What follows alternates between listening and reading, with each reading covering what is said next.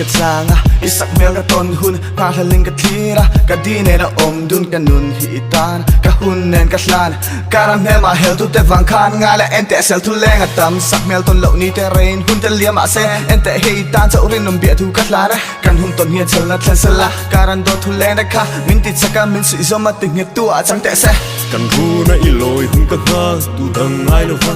len dun ka cha ma se karan dal tu ta le mo la tam ta lua ring nom te in sak mel ton le hun tu thi ring no ka khoi te lo chu na har I bia thu tin ka tan thu tar boi te kan ju ra han loi le cholen ka tan khanan ngol la du ten ka trang a han dei la tu dang rang ka tan ka ngai long cha da ra hel tu thaleng song te sira o I no zelong fa fam chan thleng in ka tia ma che ka thang lo nge thaleng leng dang ka thin lung ita ka nun men ka hla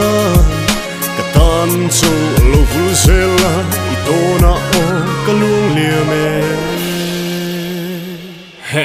Thilung chunga hlim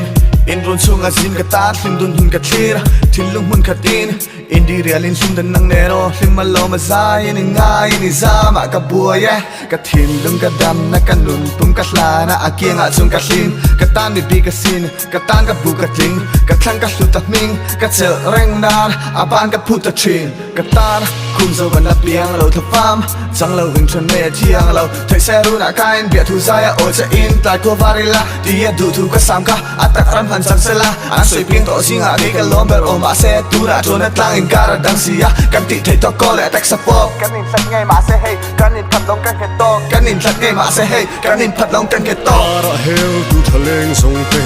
sira o I no zelong fa fam chan thleng in ka tia ma che